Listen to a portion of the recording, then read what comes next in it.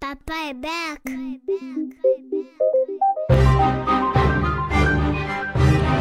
Oh cheers, ton boy Matthew Stone, ton soldat du R&B right here from a long motherfucking time right here. On est trop vrai, Nero.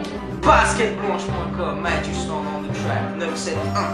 Je zigouille dans le baril pour chaque bitch qui veut le tester. Je zigouille dans l'encrier et une mélodie trop gangsta. Donc c'est pas on the track, fais pas péter le beat.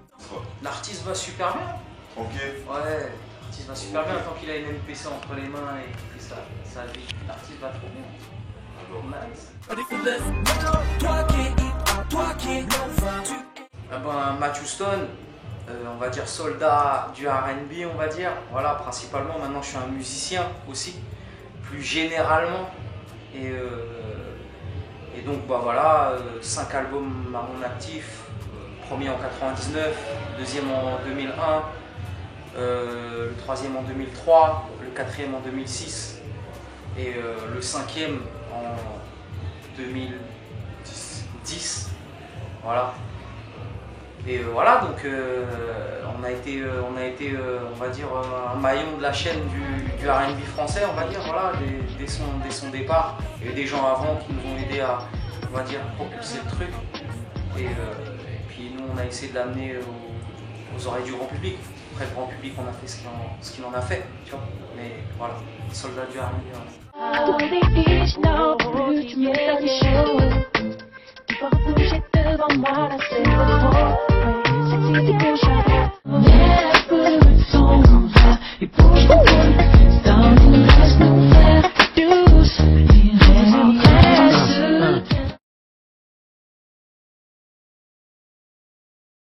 Écoute, On The Track à la base, c'est un label de publishing, c'est pas un label de production. Ça veut dire qu'on pousse, on développe des artistes, mais mon boulot c'est pas producteur. Ça veut dire que je me lance seulement là-dedans en fait, tu vois. Donc là, je commence à essayer de, on va dire, d'être sur le net un peu, essayer de découvrir des talents, tout ça, parce que là je viens et que moi-même ça commence à plus m'intéresser d'une façon plus sérieuse et plus professionnelle. Tu comprends?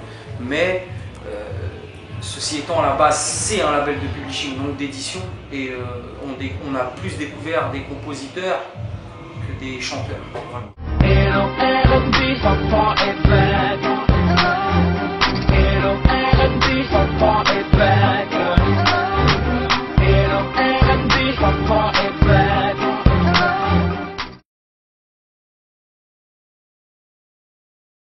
Papa est back, c'est un retour. Je n'étais pas là depuis, on va dire, 4-5 ans, tu vois.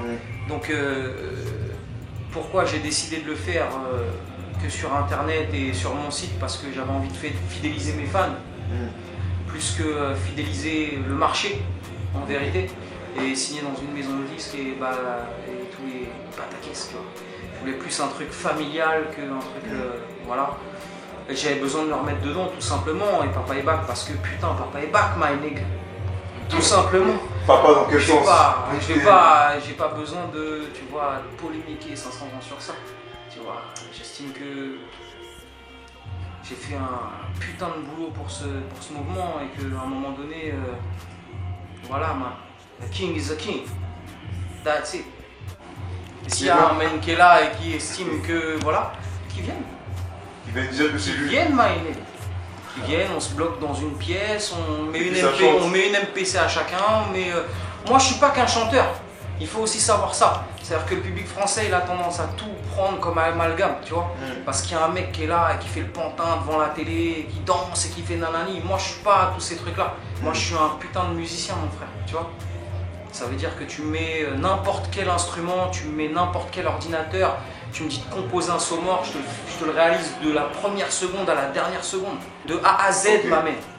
De A à Z. Je m'enregistre moi-même, je mixe, j'ai mixé mon dernier album. Donc au jour d'aujourd'hui, je pense que à un moment donné, il ne faut pas avoir, tu vois, rentrer dans des espèces de timidité, de dire non mais tu sais, j'ai fait. Voilà. J'estime que je suis un homme et que j'ai fait. Donc je peux pas, voilà, partir à côté de ça. J'ai fait, et maintenant si quelqu'un fait mieux, qu'il vienne. Seuls ceux qui se renseignent pas savent pas. R&B Dru, c'est moi qui ai composé R&B Dru. Cendrillon du Ghetto, c'est moi qui ai composé Cendrillon du Ghetto. Et tous les hits qui sont passés à la télé, c'est dès que tu vois Mgor. Et c'est pas que mes albums. Secret Story, c'est WAM. C'est Mazik Mu. Ça veut dire que voilà, c'est mon générique. Les gens le savent pas.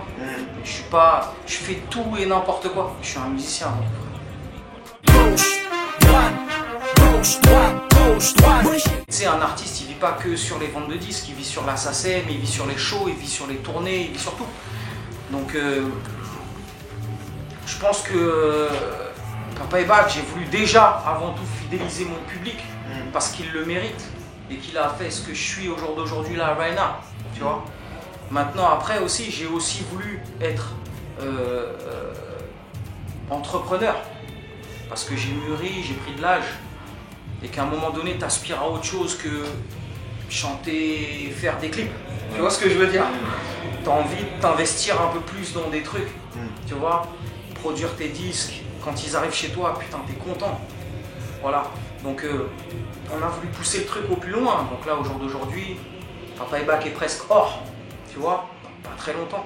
Donc on est content, super satisfait avec l'équipe parce que il y a des gens en maison de disques qui n'arrivent pas à faire hors et que nous on en est, et au niveau label R&B on n'a pas, tu vois.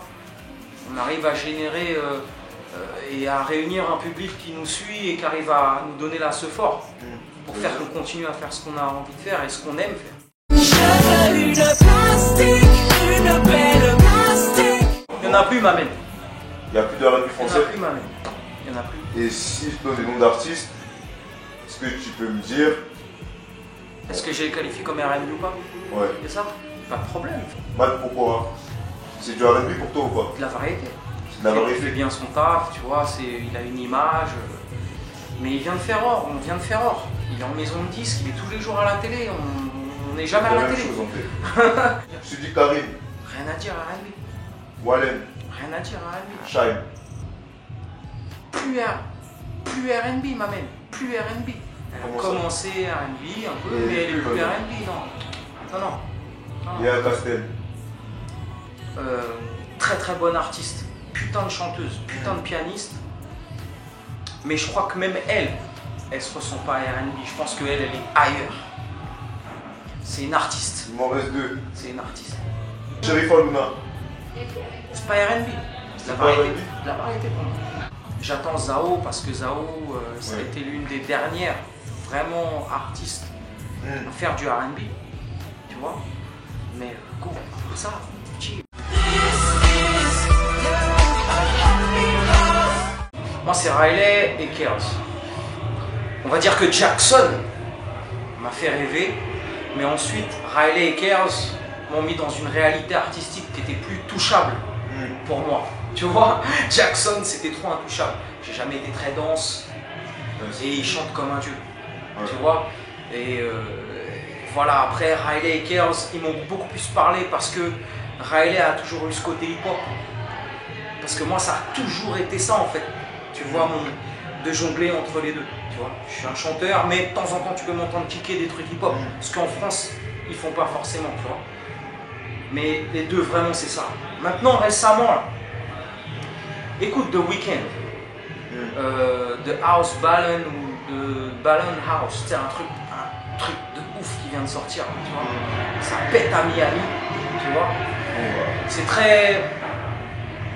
C'est un peu une ambiance, tu vois. C'est vraiment, vraiment fort. Ça pète. En ce moment, c'est ce qui pète. Ça veut dire que c'est super récent ce dont je te parle. Et c'est ce que j'écoute là, en ce moment, c'est mon disque que je fais. Parce que c'est... le chanteur me fait penser un peu à The Dream, tu vois. Ouais. Mais plus corrosif dans les paroles. C'est-à-dire très sexe. Très sexe. Tu vois. Mais sans tabou. Ça veut dire qu'il s'en bat les couilles à mon avis. Tout ce qui est média, tout ce qui est radio. Shorty est en talon, mais qu'elle reste à guiche. Là, je suis parti à la base, c'est parti de chez moi, tu vois. C'est parti de chez moi il y a 3 ans, un jour de l'an. J'ai fait une house party, donc pour ça la H party, ça veut dire house party, c'est une soirée baraque, tu vois. Je l'explique pas forcément pour Watt, je l'explique aussi pour Pour eux. les gens. Et justement, dans les chroniques, on essaie de... C'est une soirée à part, Ouais. maison. Ça a commencé à 50 personnes, ça a commencé à 100 personnes, et après à la deuxième, troisième, je commençais à avoir 300, 400 personnes chez moi. Fouini qui venait chez moi, qui faisait le DJ, tu vois ce que je veux dire? Ça commençait à devenir big. À un moment donné, c'était ingérable chez moi, tu vois, pour tout un tas de raisons, tu vois ce que je veux dire? Donc, on a décidé, et je me rappelle même un jour, où, et d'ailleurs, big up à Big Jourville, un jour que Big Jourville il m'a appelé, tu vois, Big Jourville qui est le directeur artistique du Gibus, qui m'a appelé, qui m'a dit c'est quoi là, je suis parti, j'ai des gens qui me disent qu'ils viennent chez toi, que tu fais une soirée chez toi, qu'est-ce que c'est?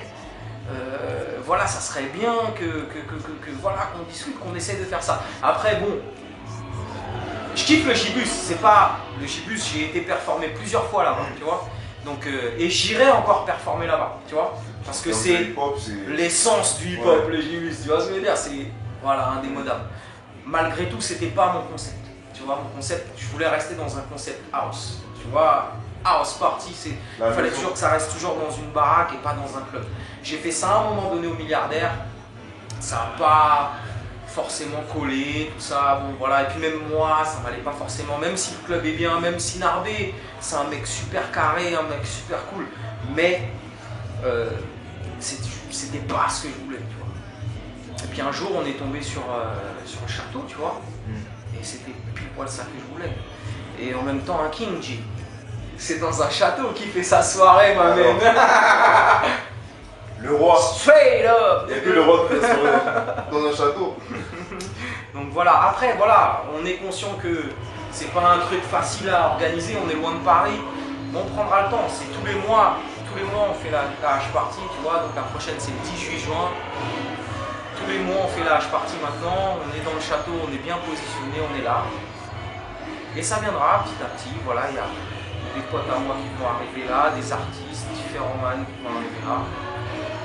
Ça va s'amuser, ça prendra le temps de s'installer. Mais ça va s'installer, ça c'est sûr, parce que des soirées château, man, il n'y en a pas tous les jours.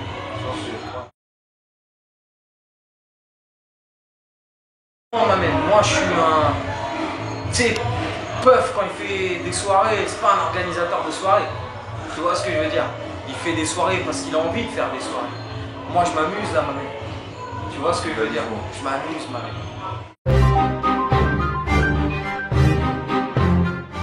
Des gros shows, non, il n'y en aura pas. Voilà. À part si des plateaux à droite à gauche, si je suis à Juan-les-Pins, là il y a un gros plateau de 5-7 000 personnes, là, voilà, je vais chanter là-bas à Juan-les-Pins le 9 juillet, tu vois, voilà. Mais sinon non, amen. On fait beaucoup de clubs. Des CD, il n'y a pas un projet qui arrive, un album, un mixtape? Il y a un projet qui arrive qui est, on va dire, super différent de ce qui va se faire, de ce qui s'est même fait en France. Voilà. On prépare un album en commun. Voilà. Avec qui?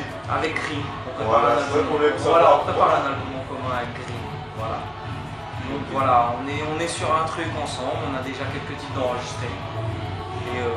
Et ça se passe plutôt bien, l'idée est bonne, tu vois, et ça va en surprendre beaucoup parce que parce que les gens ils savent pas vraiment comment ça va être. C'est le premier album en commun français rap R&B, donc à un moment donné, voilà. Mais voilà, Green c'est un mec qui